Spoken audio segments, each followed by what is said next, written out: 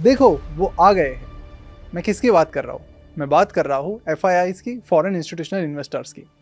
अक्टूबर महीने से हर जगह आपने एक ही न्यूज़ देखी होगी कि FII मार्केट से बहुत तेज़ी से पैसा निकाल रहे हैं, जिसके चलते अक्टूबर महीने के बाद आने वाले 4-5 महीनों में काफ़ी गिरावट हमें मार्केट में देखने मिली।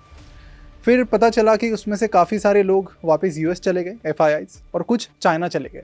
अब जो चीज़ मैं आपको बताने वाला हूँ, इसमें 2 फैक्टर्स है इस पूरे वीडियो में। एक आपके लिए बहुत खास है, अच्छे हैं, और कुछ फैक्टर्स ऐसे जो आपके लिए बहुत शॉकिंग रहने वाले हैं। तो आज की इस वीडियो में बात करेंगे कि FIIs किस तरह से इंडियन मार्केट में वापस आ रहे हैं, वो डेटा के साथ मैं आपको बताऊंगा। उसका क्या मार्केट पर इंपैक्ट होगा, इसकी हम बात करेंगे।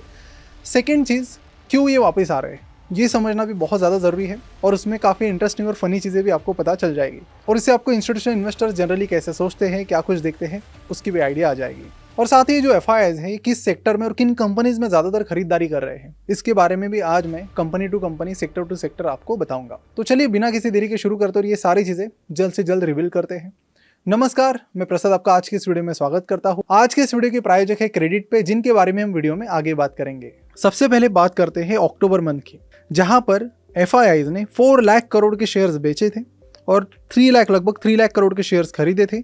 तो वहां पर जो नेट सेल ऑफ था इन FIIs इन्वेस्टर्स का, वो लगभग 1 लाख करोड़ से भी ज़्यादा था, और ये ऑलमोस्ट ऑल टाइम हाई पर था। अगले कुछ महीनों में ये नंबर्स थोड़ा कम था, लेकिन जनवरी 2025 में अगेन ये नंबर पीक पर चला गया और 87,000 करोड़ का नेट सेल ऑफ हमें जनवरी मंथ में देखने मिला। लेकिन उसके बाद फिर आया मार्च, जहां पर FIIs का जो इनफ्लो था वो आउटफ्लो से ज़्यादा रहा, 2,000 करोड़ से। और उसके बाद अप्रैल मंथ में भी 2,700 करोड़ से इनका जो इनफ्लो है वो आउटफ्लो से ज़्यादा रहा। अब अगर आप मई मंथ की डे बाय डे बात करते हो, तो 2 मई के दिन ही जो नेट इनफ्लो था FIIs का वो 2,769 करोड़ का था, जो कि पूरे अप्रैल मंथ से ज़्यादा था। और ये कहानी आगे भी जारी रही। इनफैक्ट इंडिया पाकिस्तान वॉर शुरू होने के बाद भी ये जो कहानी है ये पॉजिटिव में ही रही।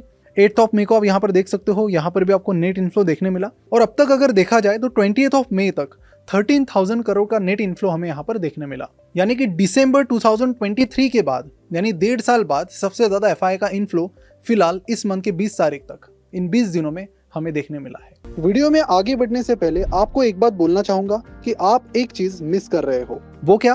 तो ढेरों सारा कैशबैक पाने का मौका while doing UPI payments via credit card. लेकिन अब नहीं, क्योंकि क्रेडिट पे से आपको मिलेगा 2% अनलिमिटेड कैशबैक सारे UPI स्पेंड्स पर। UPI लिंकिंग के बाद रुपे क्रेडिट कार्ड की जो डिमांड है वो एकदम पीक पर चल रही है। इसी के चलते रुपे क्रेडिट कार्ड का जो मार्केट शेयर है वो पिछले 2 साल में 3% से 24% हुआ है, यानी 8 गुना बढ़ा है। तो क्रेडिट पे ने यहाँ पर लॉन्च किया एक simple no nonsense UPI credit card, जो लाइफ टाइम फ्री है और 2% का अनलिमिटेड कैशबैक आपको देती है UPI स्पेंड पर। और हाँ, ये yes bank RuPay credit card life time के लिए आपको फ्री है। यहाँ पर ना कोई ज्वाइनिंग फी है, ना ही कोई एनुअल फी तो कुछ नहीं है। ऊपर से आपको मिलता है 1,000 रुपीज का cashback as a joining bonus on linking the card to credit pay UPI। और इस क्रेडिट कार्ड में आपको 50 डेज इंटरेस्ट फ्री पीरियड भी मिलता है। इस कार्ड पर जो रिवॉर्ड्स है वो डबल है। क्रेडिट पे की तरफ से आपको UPI कैशबैक मिलता है, और येस बैंक की तरफ से आपको मिलते हैं रिवॉर्ड पॉइंट्स जब आप बाकी कैटेगरीज में स्पेंड करते हो। इसी के साथ आपको 1% फ्यूल सरचार्ज वीवर भी मिलेगा। और जैसे कि आप स्क्रीन पर देख रहे हो, क्रेडिट पे से मिलने वाले कैशबैक को यूज करके आप ढेरों सारी शॉपिंग, OTT और बाकी एप्स पर डिस्काउंट के लिए भी उसे यूज कर सकते हो। जैसे Amazon और बाकी ऐप पर 6% तक का डिस्काउंट ले सकते हो using your cashback. Myntra, Disney Hotstar पर 12%, डोमिनोज पर 24%, सोनी लिव पर 60% और स्विगी वन पर 100% तक का डिस्काउंट आप यहाँ पर ले सकते हो। और यही नहीं, आने वाले टाइम में आप इनके कैशबैक्स अपनी यूटिलिटी बिल्स और बाकी कई सारी चीजों के लिए यूज कर सकते हो। तो इंतजार किस चीज का? अभी डिस्क्रिप्शन और कमेंट में दी गई लिंक पर क्लिक करके क्रेडिट पे का ऐप डाउनलोड कीजिए और UPI क्रेडिट कार्ड के लिए अप्लाई कीजिए। तो चलिए अब आगे बढ़ते हैं। अब ये ऐसे कौन से FIIs है जो इंडियन मार्केट में खरीदारी कर रहे हैं? तो आपको बता दूं कि इंडिया में black rock, vanguard, JP Morgan और कुछ ऐसी और अमेरिकन कंपनीज जो हेवीली इंडियन मार्केट में इन्वेस्ट करती है। इनके कई सारे ऐसे इमर्जिंग मार्केट फंड्स हैं जिसमें बहुत बड़ा पैसा ग्लोबली इन्वेस्ट किया जाता है, और फिर वो पैसा ये सारी कंपनीज जो इमर्जिंग कंट्रीज है इंडिया टाइप में, उनमें इन्वेस्ट करते हैं। हालांकि FIIs का जो हर ट्रांजेक्शन का डेटा रहता है वो पब्लिकली अवेलेबल नहीं रहता, तो that is why it is very difficult to find कि एग्जैक्टली किसने कितना खरीदा है। पर ओवरऑल देखा जाए तो यही कि टॉप की जो बड़ी कंपनीज है ये इंडिया में फिलहाल खरीदारी करती हुई दिखाई दे रही है। लेकिन ये सारे FIIs आखिर इन्वेस्ट कहाँ पर कर रहे हैं? तो इन्होंने अपना 60% कैपिटल फाइनेंशियल सर्विसेज कंपनीज में BFSI में इन्वेस्ट किया है। अगर आप इस डेटा को देखें तो सेकेंड हाफ ऑफ अप्रैल में FIIs ने 38,000 करोड़ रुपीज इंडियन मार्केट में इन्वेस्ट किए। इन 38,000 करोड़ में से 23,000 करोड़ रुपीज सिर्फ और सिर्फ फाइनेंशियल स्टॉक्स में इन्वेस्ट किए गए हैं, जो कि लगभग उनकी टोटल इन्वेस्टमेंट का 60% आता है। और शायद यही कारण है कि निफ्टी फाइनेंशियल सर्विसेज इंडेक्स जो है वो सेकंड हाफ ऑफ अप्रैल में कुछ इस तरह उछला था। फाइनेंशियल्स के बाद कैपिटल गुड्स अगला सेक्टर जिसमें एफआईआईज काफ़ी इन्वेस्ट कर रहे हैं। फिर आता है oil and gas, telecom services, consumer services, उसके बाद ऑटो और उसके बाद आईटी सेक्टर। अब आप पूछेंगे कि सेक्टर ठीक है, समझ गया, स्टॉक्स कौन से हैं। अब देखिए इन्होंने कौन से शेयर्स में कितना खरीदा, ये तो जून क्वार्टर के जब रिजल्ट्स आएंगे तब इनके नए शेयर होल्डिंग पैटर्न्स में वो चीज़ें अपडेट होगी। अभी तो एग्जैक्टली उसके बारे में नहीं बता सकते, लेकिन अगर आप देखें पर्टिकुलरली फाइनेंशियल सर्विसेज सेक्टर में, अगर हम ऐसी कंपनीज देखें जो सेकंड हाफ में काफ़ी जिनकी शेयर प्राइस उछली है, उनमें HDFC बैंक है, ICICI बैंक है, बजाज फाइनेंस और SBI लाइफ इंश्योरेंस है। हालांकि इनकी सारों की एग्जैक्ट फिगर और एग्जैक्ट नाम जून क्वार्टर के रिजल्ट के बाद हमें पता चलेंगे। अब आए तो है, लेकिन आखिर वापस आए क्यों? जाते वक्त तो इन्होंने बहुत सारे कारण बताए थे कि इंडिया का जो रुपी है वो काफ़ी तेज़ी से डिप्रिशिएट हो रहा है। सेकेंड चीज़, इंडियन इकोनॉमी उतनी स्टेबल नहीं लग रही है, यहाँ पर एक प्रॉब्लम उनको नज़र आ रही है। थर्ड चीज़, चाइना में उनको इंडिया से ज़्यादा पोटेंशियल दिख रहा था, इसलिए बहुत सारे एफआईआईज ने उस टाइम चाइना में अपना पैसा डाल दिया था। और यूएस में भी इंटरेस्ट रेट बढ़ गए थे, तो वहाँ पर भी एक अच्छी इन्वेस्टमेंट अपॉर्चुनिटीज़ काफ़ी सारे एफआईआईज के लिए आ गई थी। अगर यहाँ पर देखें तो पिछले कुछ दिनों में जो इंडियन रुपी है वो कंपैरेटिवली काफ़ी स्टेबल हुआ है। 87 के लो पर जाने के बाद ये अभी 85 के आसपास स्टेबल हुआ है। हालांकि कई सारे जो एफआईआईज हैं वो हेज करके इस रिस्क को मिटिगेट भी करते हैं, लेकिन फिर भी ये मैटर करता है उनके लिए। उसके बाद एक बहुत बड़ा रीज़न एफआईआईज का था इंडिया से बाहर जाने का, वो ये था कि उस टाइम एक बहुत बड़ा फंड इन्फ्यूजन चाइना की गवर्नमेंट ने चाइना की इकोनॉमी में किया था ताकि वहाँ पर और तेज़ी से ग्रोथ आए। इसलिए बहुत सारी एफआईआईज वहाँ पर चले गए अपॉर्चुनिटीज़ ढूंढने। कई सारे इकोनॉमिस्ट ने ये बताया कि चाइना और तेज़ी से ग्रो करेगा और इंडिया की जो ग्रोथ है वो यहाँ से कम होने वाली है। लेकिन फिर ट्रम्प साहब जग गए, उन्होंने फिर टैरिफ्स अनाउंस किए। फिर एक दिन सुबह उठने के बाद पता चलता था कि यूएस ने टैरिफ बढ़ा दिए, अगले दिन पता चलता था चाइना ने बढ़ा दिए। ऐसे इनका कंपटीशन चलता रहा, 150% तक ये बढ़ा। फिर जिसके चलते बाकी एफआईआईज को फिर से पता चला कि चाइना में जाते हैं तो ये एक रिस्क है जो अलग से यहाँ पर है, और फिर उनको पता चला कि मामला थोड़ा गड़बड़ वाला है, better to get out of here. और फिर वो तुरंत चाइना की दीवार से जंप मार के भागते भागते इंडियन मार्केट की तरफ आ गए और यहाँ से इन्फ्लो अभी तेज़ी से बढ़ने लगा है।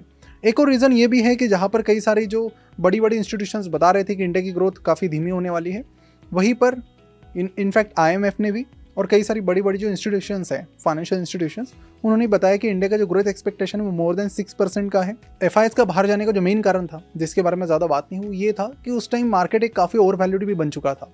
बाइंग के लिए बहुत सारी अपॉर्चुनिटीज़ मार्केट में नहीं थी। लगातार शेयर की प्राइसेस इतनी ज़्यादा बढ़ चुकी थी कि खरीदने के लिए ज़्यादा चांसेस ही नहीं थे। लेकिन बीच में जो करेक्शन आया उससे अगेन, तो आप भी अगर खुद भी देखेंगे तो आपको आज बहुत सारे शेयर्स बेटर वैल्यूएशन पर नजर आएंगे कंपेयर टू सितंबर अक्टूबर लेवल्स। तो ये भी चीज़ है कि लोगों को अभी जो एफआईआईज है उसमें अभी DIIs भी देखेंगे तो उनका भी इन्फ्लो काफ़ी तेज़ी से बढ़ रहा है।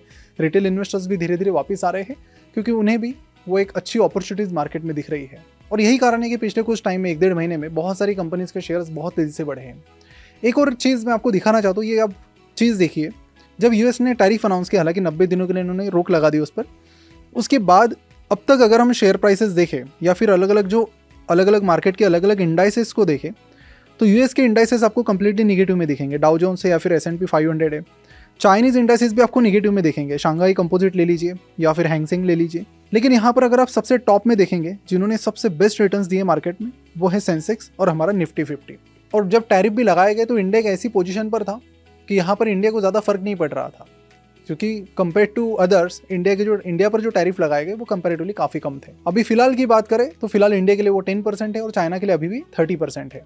अब 90 दिन बाद क्या होता है वो देखने के बाद और क्लैरिटी रहेगी, लेकिन फिलहाल तो ये कुछ नंबर्स है। ये जो एफआई का डेटा है इसकी लिंक मैं आपको डिस्क्रिप्शन में दे देता हूँ, जहाँ से आप भी डेली बेसिस पर एफआईआईज का जो इन्फ्लो है उसका डेटा ट्रैक कर सकते हो और पता कर सकते हो कि एग्जैक्टली ये लोग क्या कर रहे हैं। लेकिन जाते जाते आपको एक चीज़ भी और बताना चाहता हूँ कि अभी इंडिया की जो इकोनॉमी है वो सेल्फ रिलायंट होने लगी है। रिटेल इन्वेस्टर्स का इन्फ्लो काफ़ी बढ़ चुका है। DIIs भी बहुत, यानी डोमेस्टिक इंस्टीट्यूशनल इन्वेस्टर्स हमारे हैं, वो भी काफ़ी स्ट्रॉन्ग बनते जा रहे हैं। तो अगर आपको इस मार्केट में कोई अच्छी अपॉर्चुनिटी मिलती है तो आप उन्हें कंसिडर कर सकते हो। लेकिन आपको फिलहाल अगर आप शॉर्ट टर्म के लिए अगर मार्केट को देखना चाहते हो तो आपको जियोपॉलिटिकल चीज़ों पर ध्यान देना पड़ेगा, जो टैरिफ्स है उन पर ध्यान देना पड़ेगा, ऑपरेशन सिंदूर किस तरह से आगे टर्न आउट करता है उस पर, इन सारी चीज़ों पर आपका एक ध्यान होना चाहिए, जिस पर शॉर्ट टर्म में मार्केट निर्भर करेगा। और a long period of time अगर अच्छी कंपनी है और आपको बेटर वैल्यूएशन पे मिल रही है, सो वहाँ पर आप buy and hold strategy apply करके उसे होल्ड कर सकते हो for a longer period of time. तो आशा करता हूँ कि एफआईआईज के बारे में सारी इनसाइड आउट इन्फॉर्मेशन आप तक पहुँच गई होगी। अगर आप स्टॉक मार्केट में इन्वेस्ट करते हैं तो चैनल को सब्सक्राइब करना बिल्कुल ना भूले। और हाँ, जाते जाते क्रेडिट पे को जरूर चेकआउट कीजिए, बहुत ही बढ़िया प्लेटफॉर्म है जिसकी लिंक आपको नीचे डिस्क्रिप्शन और कमेंट बॉक्स में मिल जाएगी। तो चेकआउट करके अपना एक्सपीरियंस जरूर बताना विद क्रेडिट पे। See you soon, take care, bye bye.